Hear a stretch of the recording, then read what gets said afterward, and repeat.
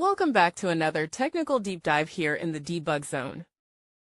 Today we're tackling a big question and breaking it down with insights from other users. Hopefully this clears up some misconceptions and helps you get the answer you need. So buckle up, stay a little curious, and let's jump right in.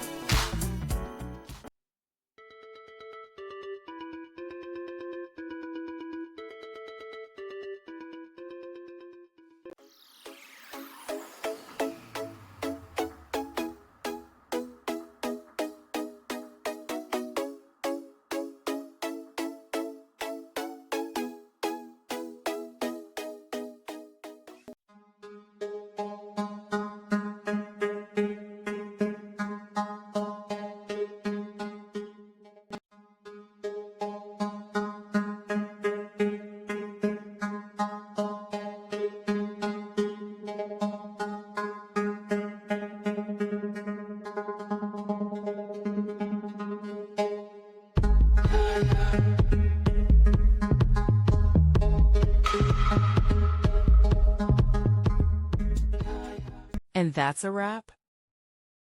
I hope you found the answer you were looking for. If you did, take a second to hit that subscribe button. It really helps out.